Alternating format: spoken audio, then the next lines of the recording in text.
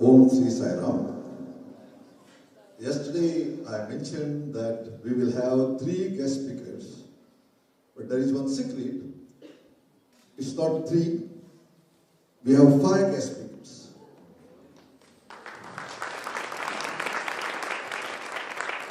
Mysterious are Swami's ways always.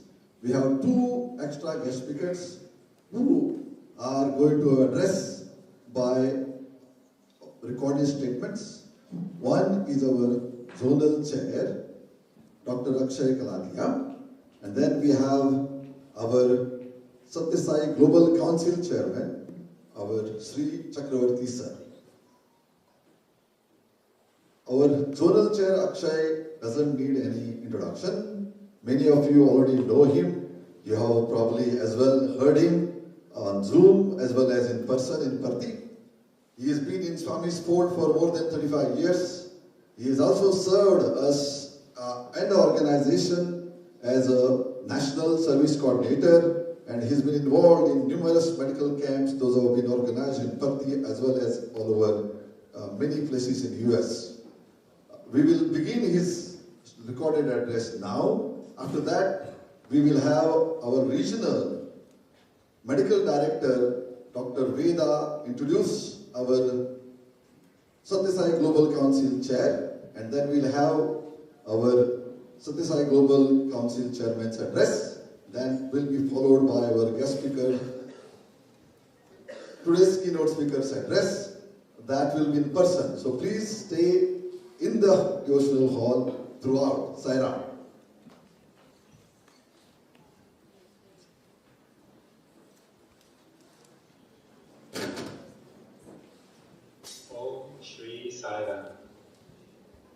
I offer myself at the divine lotus feet of our dear Bhagwan, Sri Satya Sai Baba.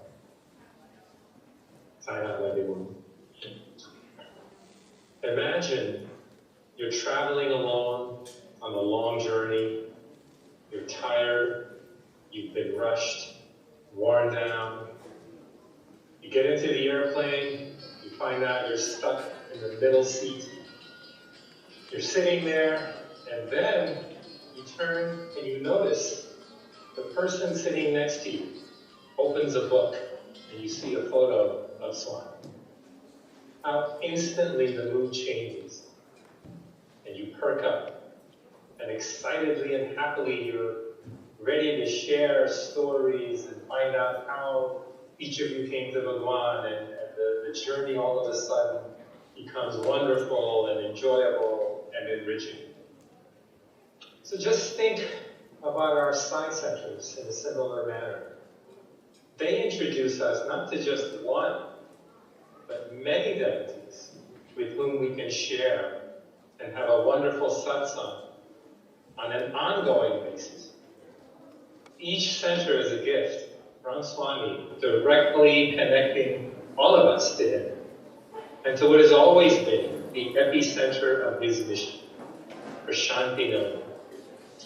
Without this organization, we would never have had the chance to meet most of the people, the Sai communities that we have, let alone people from far away that we get to meet at these retreats. And so we tend to take it for granted, and we don't realize how blessed we are to have these centers, to have this organization. And Swami designed this organization to accelerate our spiritual growth from man to divine. And our centers help in every step of the way. We benefit from the power of godly company. The centers help promote faith in God. They help us to develop and foster love. They help us to overcome our egos. And they provide an opportunity to put into practice Swami's teachings and thereby earn more and more grace. When it comes to work in his organization, nothing pleases Bhagwan more than unity. This recent restructuring with the Sri Satya Sai Global Council has at its root the desire to bring unity across all Sai units, his ashrams, his institutions, the state organizations throughout India, and all of the zones throughout the world. It is when we are united that Swami showers his grace and abundance. With this Global Council initiative, he's shown his presence every step of the way. There have been so many so-called Sai incidences and leelas, such as repeatedly sending the right people with the right skills at the right time and facilitating the successful completion of so many activities. Since its 2021 launch during Guru Purnima at the Mahasamadhi, with over 700 plus worldwide centers, it has grown to over 1,400 plus centers in just a year and a half. And on a regular basis, more and more centers are joining, including many who are new to Swami, and even those that had left the organization and been disillusioned in years past. In our zone, we've emphasized 3 guiding principles. 1, unity. 2, following Swami's guidance for his organization. And 3, transparency. We wanted the officer selection process, all of our announcements, all of our decisions to be as transparent as possible. And we've cut down on bureaucracy, and we've streamlined the functioning of the organization as much as possible. So many wonderful things have come with this greater unity. The pilgrimages to Prashanti Nilayam are much more streamlined. It's so heartening to see Prashanti filled with crowds at pre-Mahasamadhi levels. The ashram has been so accommodating, facilitating special seating for our groups, the offering of dramas, the chanting of Vedas, offering bhajans, offering musical programs. The accommodations have been updated with elevators and facilities to make it easier for the elderly and the handicapped. Newly built conference centers have been constructed to accommodate meetings at the conferences. Collaboration has occurred on so many levels. The Andhra State Organization has been so helpful that when we come for a pilgrimage, they help facilitate local hospital seva, local clothes donation drives. They've provided interpreters for our medical camps. They've provided doctors and helped in so many ways. Collaboration with the media center, the Radio Sai, as we all know it. They've given us so many resources. They've helped us put together videos, and flyers, and programs, and photos, and provided us with speakers and website help and events on many, many levels. Collaboration with the National Indian Organization. They've made freely available resources for their leadership program, their SSE lesson plans, website teams, app development teams. We've had meetings many times with the Indian organization, and it's been so helpful to be able to collaborate with them. And of course, collaboration with other zones. We've done several, as you know, humanitarian relief projects in Sri Lanka, Ukraine, and Syria. We've exchanged speakers, we've exchanged resources. So what about the future? What is the future hold? Well, the coming months and years are filled with so many activities. We have another Global Council medical camp in Prashanti Nilayam this July, and this again is another area of collaboration. It's done with the Indian organization together, rather than us having separate camps.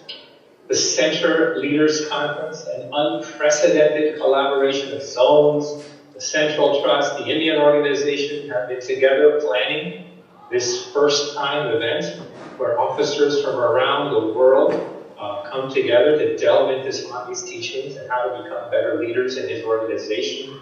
Study guides have been developed, workshops have been working on and being developed, presentations, all done in unity. So the officers in our zone have had a wonderful opportunity to meet with their fellow officers from around the world and from India. And we've been exposed to so many talented devotees, and it's been enriching for all sides. And so we have close to 1,200 center presidents and organizational leaders that have registered to come to Prashanti Nilayam in July. It was wonderful. Immediately following the Central Leaders Conference is the networking event.